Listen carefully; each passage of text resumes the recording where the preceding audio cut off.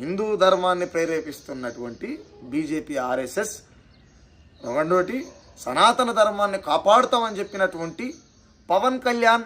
నాయనా నువ్వు వేడున్నావు పవన్ కళ్యాణ్, నువ్వు ఎక్కడున్నావు? సనాతన ధర్మాన్ని నేను కాపాడుతా, లడ్డు అపవిత్రం అయిపోయిందని చెప్పి ఓ శూద్రుడా పవన్ కళ్యాణ్, ఆయన మెట్లు కడుగుతందుకు శూద్రుని కనుక మెట్లు కడిగించినావు. నేను ఇది లోపలికి పోతే దేవుని కడగనిస్తారు, నేను దేవుని ముట్టుకొని ఇస్తారే?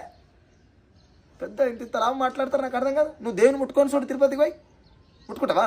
మెట్లు కడగవలసిండే, మెట్లు కడుగుడే నీ పని. మెట్టే కడిగినవు. సనాతన ధర్మాన్ని కాపాడుతాను నువ్వు, సనాతన ధర్మాన్ని కాపాడుతాను నువ్వు. ముగ్గురు ఆడబిడ్డలు వేసుకొని పోతే ఏం చేసినావనా?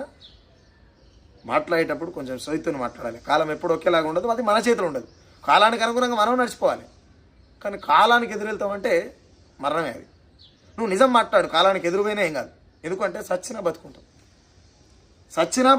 నిజం మాట్లాడి లోకానికి ఎదురుపోతే, కాలానికి ఎదురుపోతే.